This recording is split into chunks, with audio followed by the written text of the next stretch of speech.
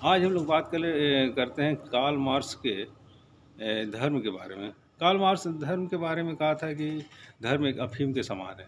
Actually वो मानता था कि सरकार अपनी विफलता को छुपाने के लिए धर्म का इस्तेमाल करती है। धर्म को एक अफीम माना था। हालांकि हम लोग इसको सही नहीं मानते हैं, इसको जस्टिफाई नहीं किया जा सकता है।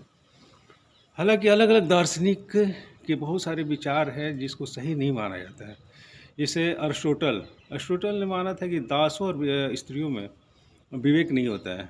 स्त्रियों में तो कुछ माना है कि होता भी है, लेकिन उसको डेवलप नहीं कर पाती है क्योंकि उनमें इमोशन बहुत ज़्यादा होता है। दासों में और जो दास वर्ग के जो मजदूर थे उनको तो मानता था कि शून्य, जीरो मानता था। उनको मानता था कि उनमें कुछ होता ही नहीं, मैंने कोई बुद्धि नहीं होता था। तो इसको हालांकि सही जस्टिफाई नहीं किया जा सकता है। और इनको माना था कि इनको वोट देने का भी अधिकार नहीं देना चाहिए, और उसकी पॉलिटिकल थ्योरी थी। स्त्रियों और दासों को वोट देने का भी अधिकार नहीं था।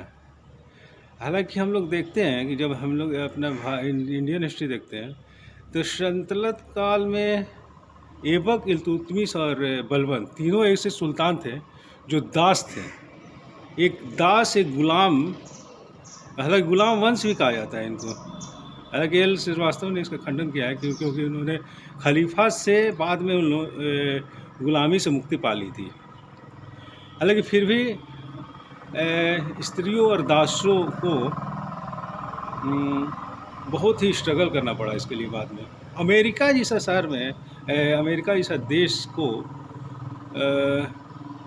दासों और स्त्रियों को स्ट्रगल करना पड़ा था उसमें उनको, क्योंकि उनको भी पूरी तरह से आज़ादी नहीं मिली थी। इस तरह हम लोग देखते हैं भारत जैसे देश में रजिया सुल्तान भी हुई थी। वो स्त्री होकर एक सुल्तान बन गई थी, रजिया सुल्तान।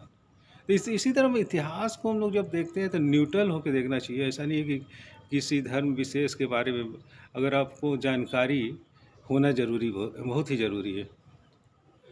और इसी तरह जितने भी फिलोसफर, जितने भी दार्शनिक हुए हैं, उनका अपना अपना थ्योरी था।